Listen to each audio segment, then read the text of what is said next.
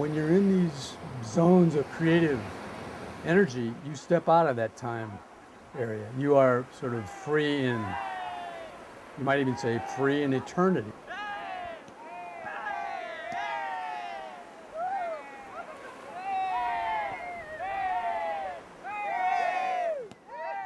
And time kind of disappears. And I think that's really the impulse, the creative impulse takes you out of time.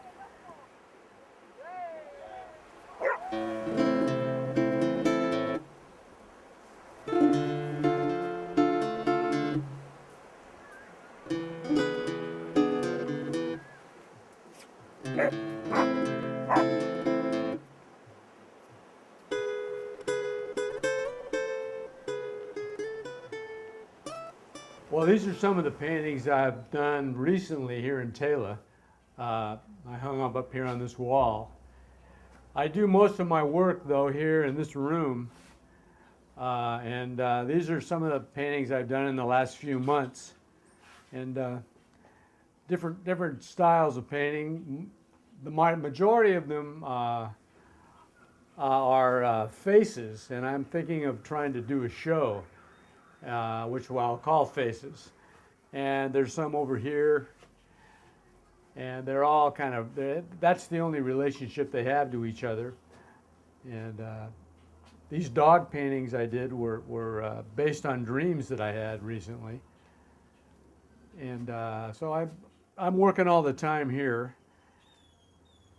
And when I get down to San Lucia, I'll continue to do the same series of paintings. I want to see if I can set up a show for these paintings.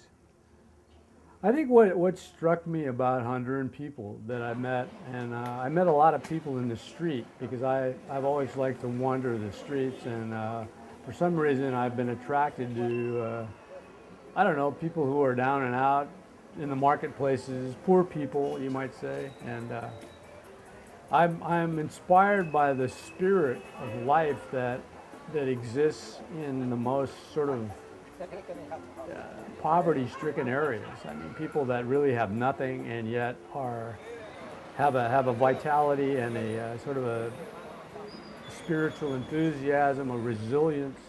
The whole tropical kind of ambiance here, the food, everything kind of lends itself to kind of a rich mixture of elements that I reacted to, immediately.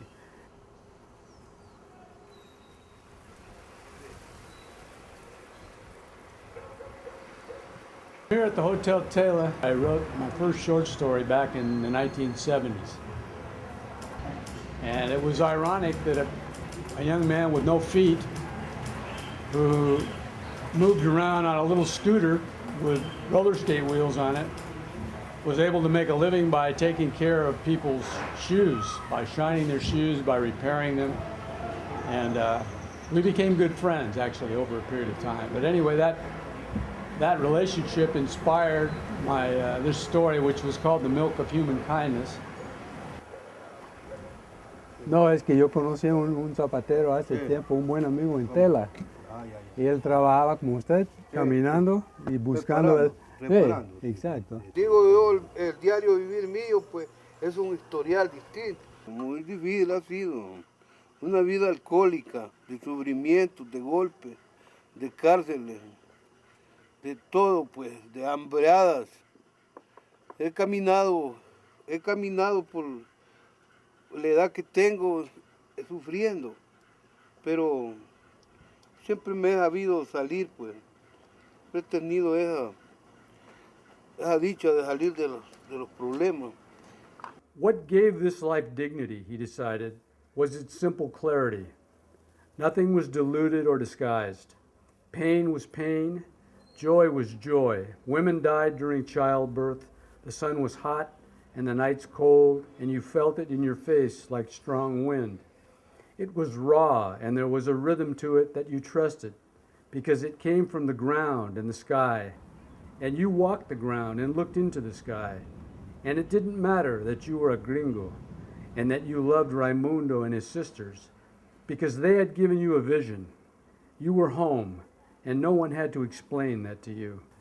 Since I've been in Honduras, I've written 15 books, including biography and short fiction mostly. And all of the subject matter is related to this country, to Honduras. And at the same time, I've probably done several hundred paintings, which are also basically, or obviously, influenced by Honduras.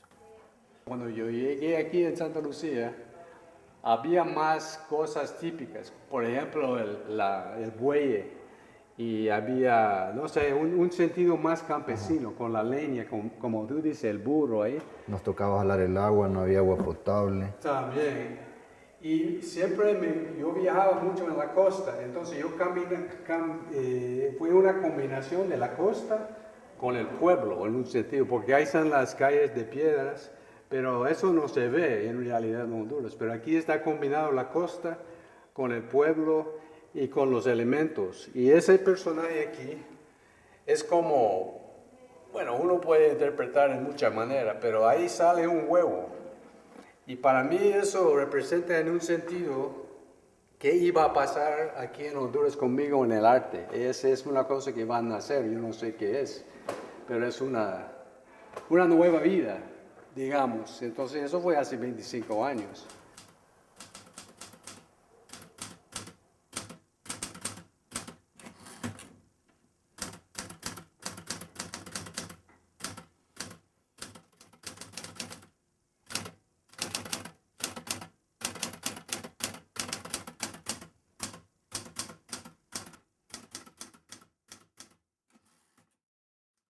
When you are truly creative, you are in love with being alive.